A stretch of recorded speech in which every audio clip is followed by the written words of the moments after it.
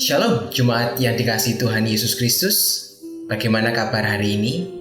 Semoga kasih Tuhan selalu beserta dengan saudara. Mari, sebelum kita bersama-sama merenungkan firman Tuhan, kita satu di dalam doa.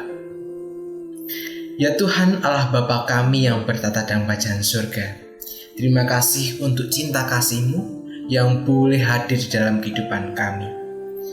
Tuhan, saat ini kami rindu untuk menerima sapaan sabda-Mu. Biarlah melalui sabda-Mu ini kami boleh memperbarui hidup kami hari lepas hari, sehingga kehidupan kami bisa memancarkan cinta kasih-Mu. Terima kasih ya Aba. Inilah doa kami yang kami naikkan hanya di dalam nama-Mu, Tuhan kami Yesus Kristus. Haleluya. Amin. Saudara yang terkasih, ada seseorang anak kecil yang kala itu diberikan nasihat karena anak itu melakukan sebuah kesalahan. Namun, apa yang kemudian menjadi respon anak itu? Ternyata anak itu menghiraukan nasihat yang diberikan oleh orang lain. Dan ternyata bukan hanya 1 dan 2 orang saja. Ada cukup banyak orang yang menasihati atas perilaku yang ia lakukan. Namun sang anak ini lebih memilih bertindak seenaknya sendiri, bertindak sesuka hatinya. Dan sikap seperti ini semakin ia pelihara dan tumbuh hingga ia menjadi dewasa. Dan ketika ia bertumbuh menjadi seorang yang lebih dewasa, ia menyesal karena ia menyadari bahwa ia kehilangan banyak sekali orang-orang di sekitarnya. Ia kehilangan teman-temannya, orang-orang terkasihnya, karena ia menghiraukan nasihat-nasihat yang dia berikan. Jemaat terkasih, di dalam Wahyu pasal ke-18 ayat yang ke-21 berkata, "Dan seorang malaikat yang kuat mengangkat sebuah batu sebesar batu kilangan, lalu melemparkannya ke dalam laut. Katanya, demikianlah Babel, kota besar itu akan dilemparkan dengan keras ke bawah, dan ia tidak akan ditemukan lagi." Bangsa Babel, ya, bangsa yang kita kenal memiliki image yang tidak baik. Bangsa ini dikenal sebagai bangsa yang congkak. Dan bangsa Babel adalah bangsa yang selalu memberontak. Dan di dalam ayat ini diterangkan bahwa siapapun yang memegahkan diri di hadapan Tuhan akan mengalami kehancuran total. Sama seperti bangsa Babel yang di dalam ayat ini dikatakan bahwa ia akan dihancurkan dan ia tidak dapat bangkit lagi. Bukankah sikap angkuh bangsa Babel ini merugikan bangsa Babel sendiri? Tentu, karena bangsa Babel kemudian tidak bisa berkembang lagi dan menjadi bangsa yang hancur. Tentu kita semua tidak ingin menjadi seperti anak kecil ini tadi dan juga bangsa Babel. Mungkin kita memiliki sikap angkuh. Kalau mungkin kita boleh sadari di dalam hidup kita, keangkuhan ini membuat kita menutup kemungkinan dari hal-hal yang lain.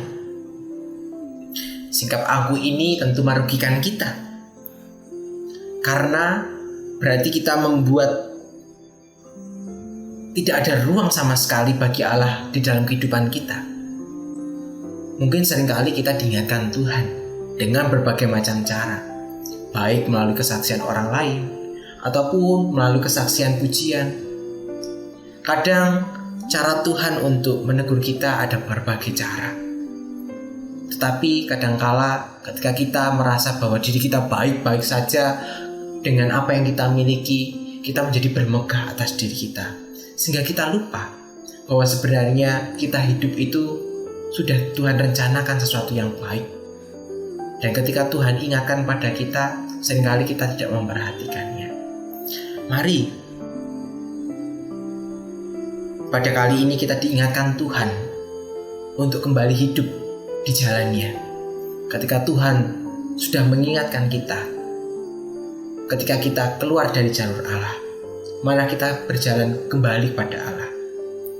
dan Allah akan menerima kita seperti seorang bapa yang sayang kepada anaknya, yang rindu untuk mendekap anaknya.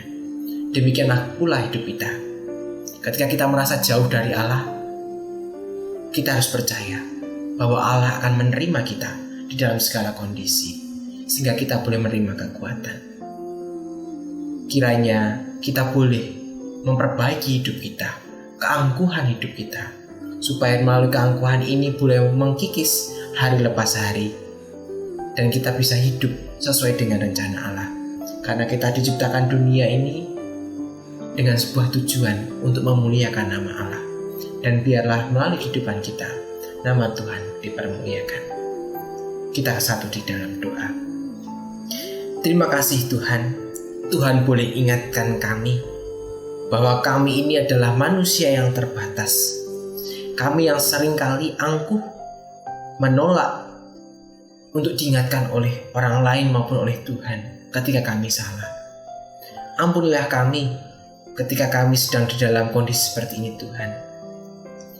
Kiranya Tuhan hadir dalam kehidupan kami untuk mengisi ruang kekosongan di dalam hati kami, sehingga kami bisa memperbaiki apa yang menjadi kesalahan kami. Biarlah firman-Mu di hari ini benar-benar menguatkan kami dan mengingatkan kami supaya kami hidup seturut dengan kehendak-Mu. Terima kasih ya Bapa. Di dalam nama-Mu, Tuhan kami Yesus Kristus, Tuhan dan sahabat kami berdoa. Amin. Jemaat yang terkasih, terima kasih sudah mengikuti renungan harian di hari ini. Kiranya Tuhan menyertai saudara dari awal hingga petang nanti. Terima kasih, Tuhan Yesus memberkati saudara.